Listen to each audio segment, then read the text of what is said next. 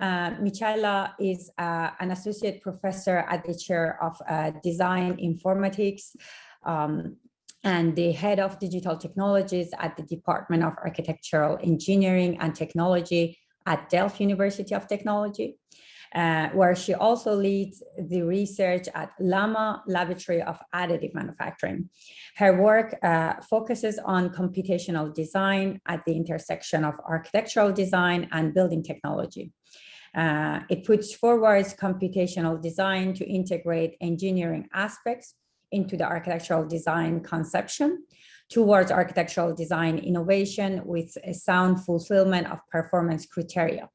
She developed methods of form generation, performance assessment, design exploration, and optimization by means of new computational methods, integrating multidisciplinary perspective.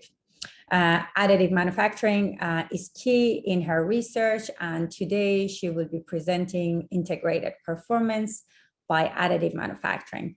Thank you very much. And as Manya kindly introduced, yes, exactly. What I will be presenting today regards the integration of different performances by means of additive manufacturers, interpreting additive manufacturing as an opportunity to explore performative aspects of the design. And what I mean with performative aspects, well, I always like to start with the idea that architecture is quite of a complex system that integrates a very large variety of different performances. So what we actually expect from architectural design is a fulfillment of this broad range.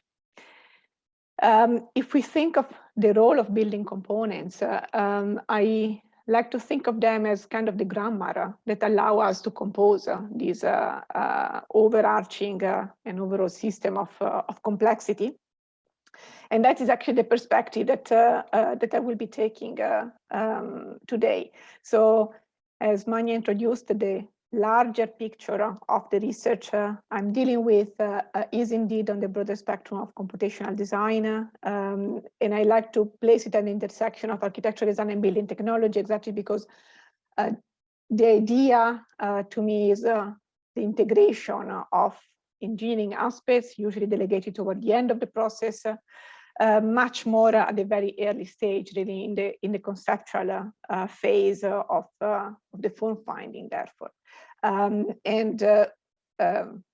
One way to do this, I think most of us are familiar with such a loops in computational processes, where I always like to look at this process as an iterative workflow that revises multiple times the form, the shape, the geometry, and uses the geometry in order to integrate inputs that we have in terms of performance assessments, where performances are seen in an interdisciplinary way of inputs, and therefore the complexity of these and how advanced algorithms, we look at search algorithms, but more and more at machine learning approaches as well in general, can help the exploration of this variety.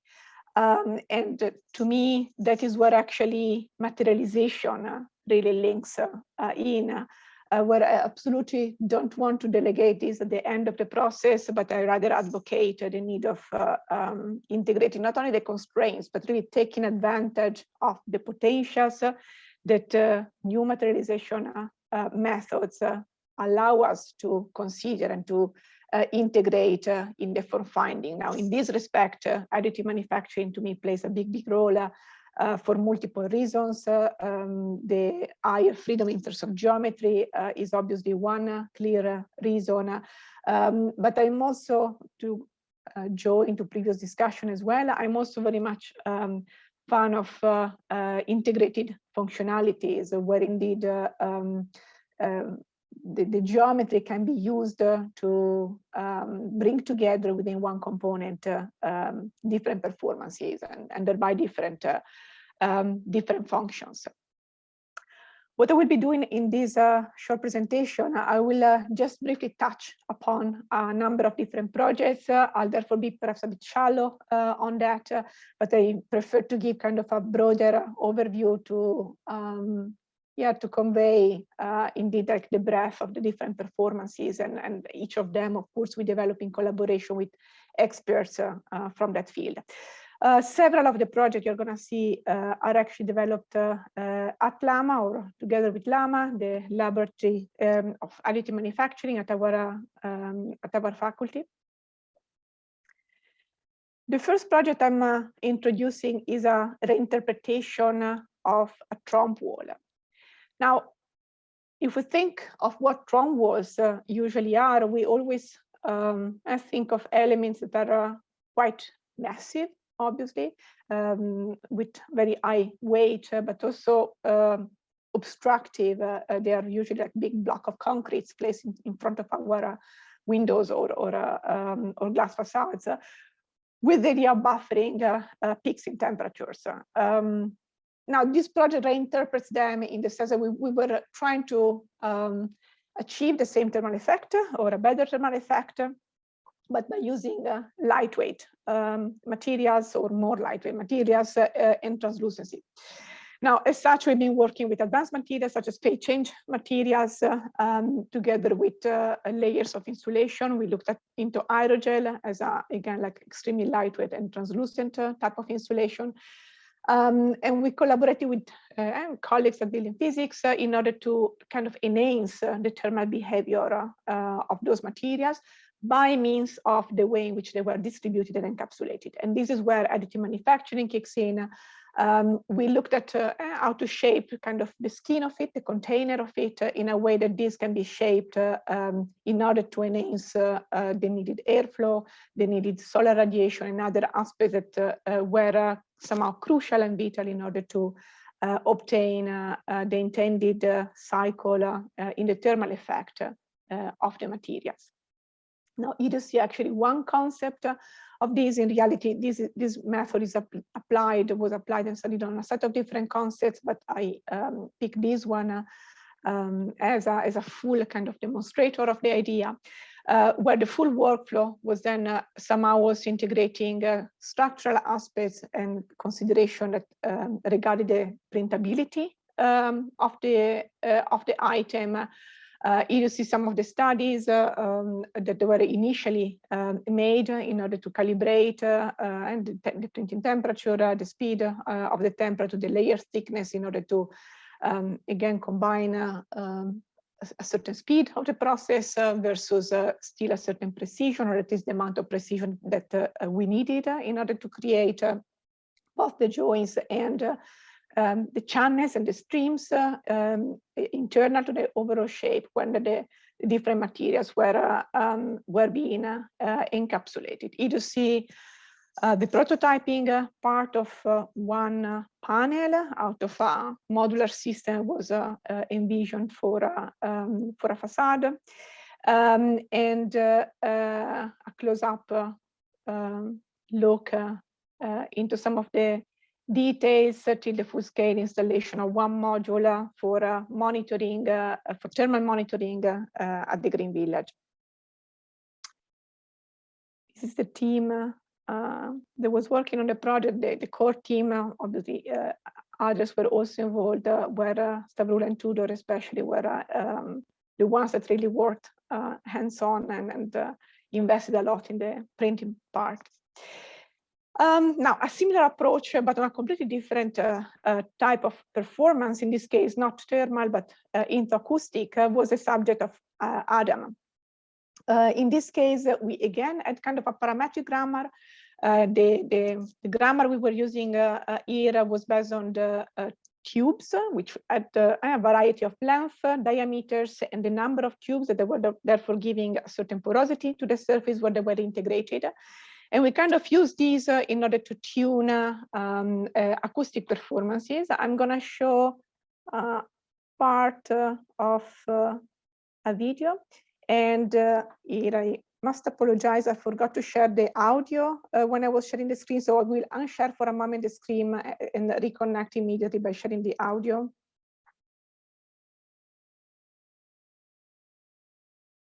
Yeah, here we go now, it should work. And I'm gonna do it only for, due to time, a small part of the video.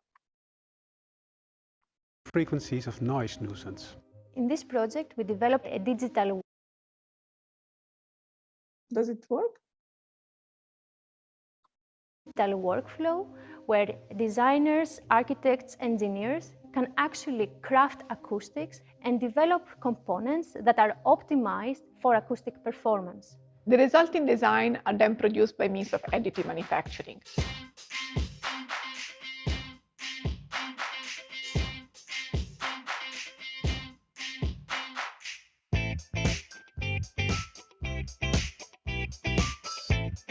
We use additive manufacturing because of its potential to produce a large variety of complex shapes.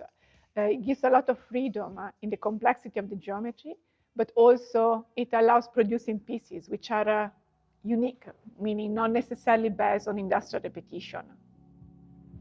The acoustic principle we are using is based on quarter wavelength tubes, and they absorb sound via so-called viscothermal damping. Inside the tube, a standing wave emerges, and that standing wave determines the frequency where sound absorption appears. The length of the tube and the radius of the tube both determine that specific frequency. Well, we can also achieve broadband sound absorption by including different kinds of tubes, so with different length and radius, in one product. The computational optimization required a mathematical model. For this model, we used formulas from literature, which were anyhow not enough. Those formulas contain a specific absorption coefficient, which we derived and validated for a large set of measurements. Those were specifically fine-tuned for the case of 3D printing, which wasn't explored before. Simulations, of course, are not enough, so we also had to do a lot of measurements. Typically, measurements are done in a reverberation room. It's a huge room full of reflections, and by measuring in this room our sound absorbers, we are able to calculate their acoustic performance.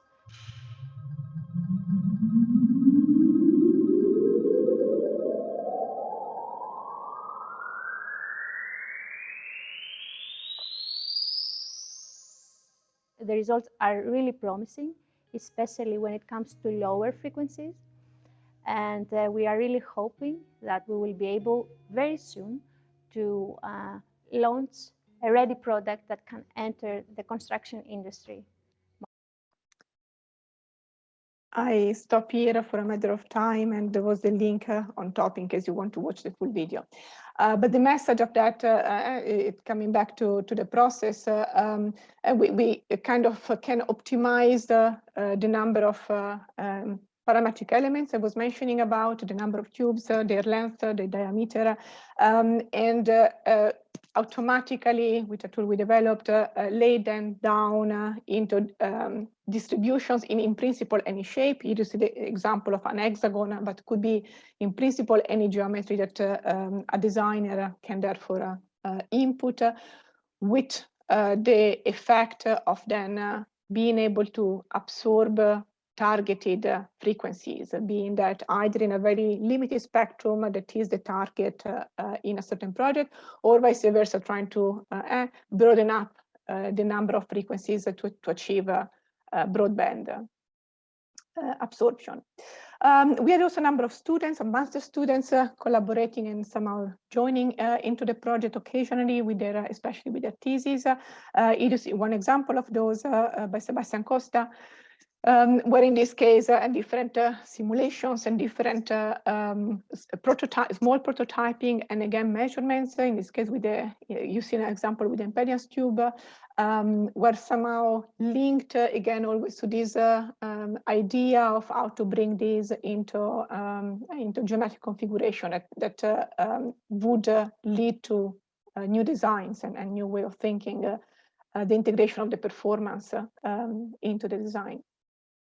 And again, you see the team that was involved in the project.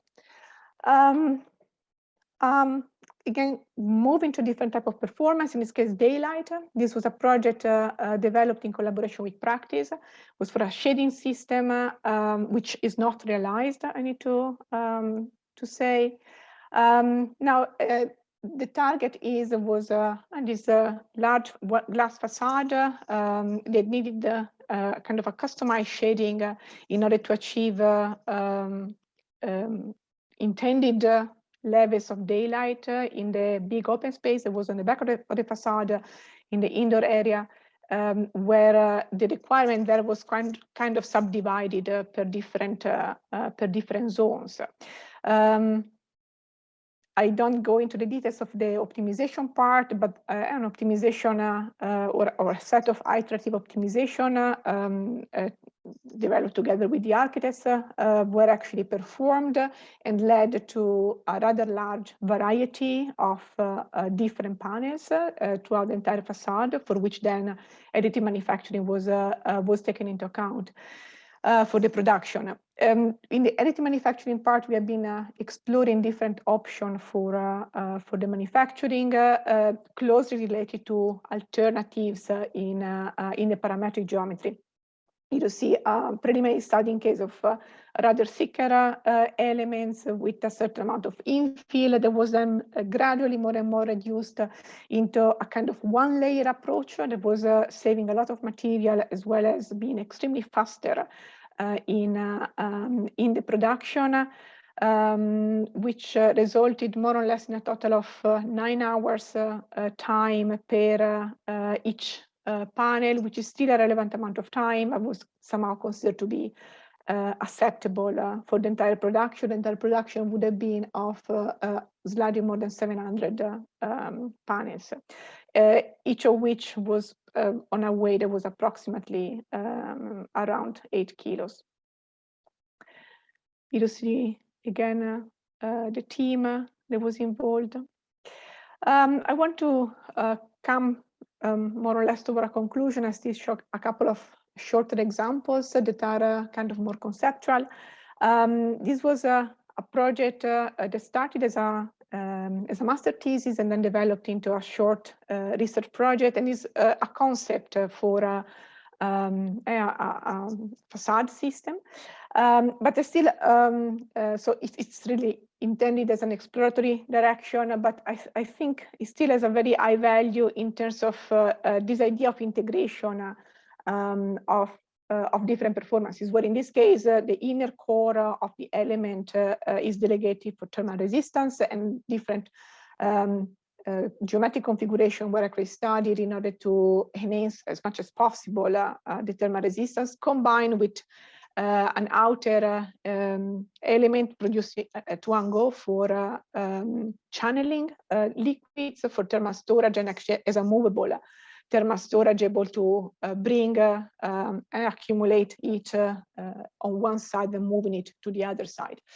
Now, again, the entire project was meant to investigate the level of different performances that were that could be integrated in each panel. I don't show the entire set, but it is to give an example of different options for the inner core, where this idea of cells were investigated in different geometry to measure via heat flows measurements, the thermal conductivity of each of them. And at the same time, they were kind of designed and developed in order once more to try to speed up as much as possible the production, where, for example, we were trying to exclude sharp corners and rather having a smooth path for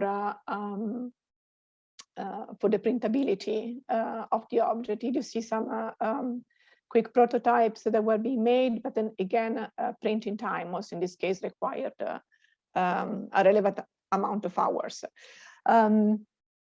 Master theses that were connected to in this project as well. It is, you see the example of the graduation project of Valeria Piccioni, in this case with the goal of trying to integrate additional performances, so not only thermal aspect that were being also in this case explored via simulation as well as measurements on samples, but also structural performance, which was integrated in the optimization for the form finding. In a very last note, I just want to open up on a project that is more on a set of, let's say, investigations that are rather actual, still ongoing. Those are being developed in collaboration with the team of Christian Lauter. They are specialists in glass, and in this case, the topic is the combination with thin glass. So something which is extremely flexible, very transparent, and yet has great mechanical properties.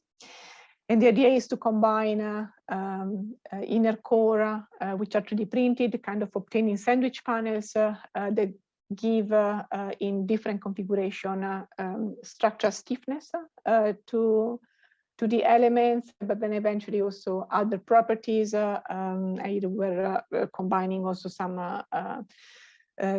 option for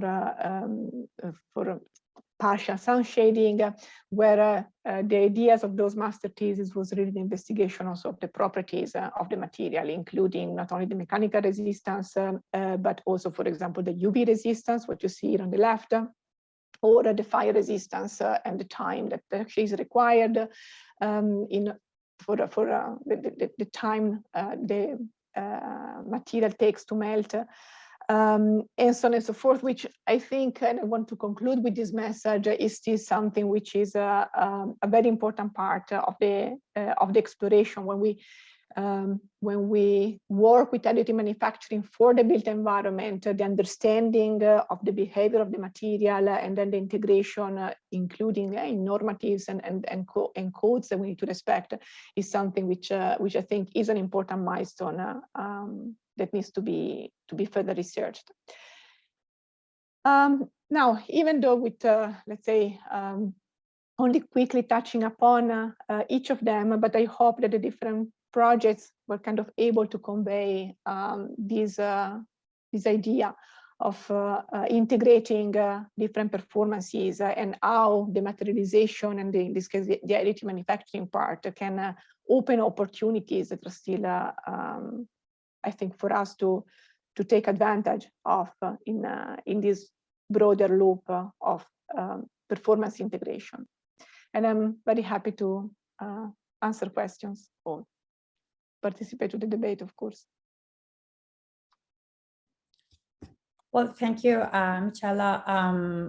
Quite diverse set of projects. I just wanted to ask one question in terms of collaboration with the engineers. You seem to have a lot of collaboration going on, and how does that work in terms of, is it like generative process where they actually help with developing design tools that already inform the performances while you design, or it is post analysis after the design is applied and then refinement of design and then back and forth? So yeah, thanks. It's a quite relevant question. No, it's not afterwards. Absolutely not. We try to really have it as a very early input. Nevertheless, in most of the cases, the computational tools are developed by our team. So, well, depending obviously with what team of engineers we collaborate. There was an example where Arup was involved, and then in that case, they also directly contributed, for example, to the development of the script that we were using. But let's say, generally speaking, the most common case would be that and the different engineers, I take, for example, the teams of building physics, studies. So let's say, help us extracting, or they extract themselves the principles where there are direct influences of geometry in the performance that is each time being investigated, and what those principles are. And then that is a matter of capturing those principles and encoding them into a computational workflow that then allows the generation of the form. And that is definitely an iterative exchange that is really done from the very early stage in collaboration with the engine. So no, it's absolutely not post engineering, or at least that's what we try really to kind of not promote. Yeah. Oliver, you were going to say something before I No, go on. I have a question, but you have another one, so go ahead, please. Yeah, it was a very quick one. I was wondering if you mentioned at some point aerogel, and I was wondering if you guys have also explored PCM as any material in the building envelope, or it was mostly aerogel. No. Yeah, it was also PCM. So the way in which that specific project was working is that we were combining indeed the phase change materials in internal streams and channels that well, it was kind of delegated to capture the heat, and then we were using obviously the heat, the latent heat to enhance the process. But now the aerogel is because we wanted that effect to be a kind of extreme on one side, the side that would be, for example, exposed to solar radiation, or the side that would then turn to release the solar radiation. And we wanted that effect to be minimized on the other side. So we kind of placed one layer of aerogel in a specific, well, it was encapsulated in, let's say, one cavity. There was therefore on the one phase, that's why it's called double phase. And one phase we were minimizing the thermal resistance and trying to enhance as much as possible this heat exchange. And on the other side of the element that is turning, we were actually increasing as much as we could the thermal resistance, and there where aerogel was indeed being encapsulated in the system. Thank you. Thank you for the presentation. You mentioned already that you of course explore and experiment about the material performance on the long run. You expose PET to UV radiation, but you didn't talk about your findings. Do you have one? Like, I could very well imagine the material being used in the interior or as a shading device between glass panels. Would they actually work on the outside of a facade, as you've shown the one design proposal with this differentiated shading system? The shading system was in PVDF. No, we did exclude indeed. At the moment, in our experience, we didn't find a proper way in which already PVDF was at the limit of meeting the requirements. And now we didn't like back then, and this was a project a few years ago. So I think that by now there are actually better alternatives. PVDF is rather even toxic when you extrude that. So it's not like a direction that we were really promoting as fully optimal. But in terms of meeting certain regulations, the weather resistance, the UV resistance, the fire properties, and so on, was definitely one option that was working much better than PET-G. The other project, the one that you were seeing in with the test I was showing here, we did test on a set of different thermoplastics, but the one you were seeing here was the PET-G. That the resistance is rather limited, and then indeed it's a matter of understanding, or at least the project there was about how limits can be integrated within, in that case was a sandwich panel, so it should still, for example, in case of fire, trap the material inside. So and the element is not a main load bearing structure. So again, I think in that case was a matter of understanding what the limits of the material are and designing accordingly. But no, we would not delegate entirely both fire resistance and UV resistance were, I don't remember the numbers on the top of my fingers, but were in any case too low to meet standards for the outdoor. Or for unprotected, in case of fire, for unprotected elements that would, for example, be able to melt directly down and therefore hinder users, for example.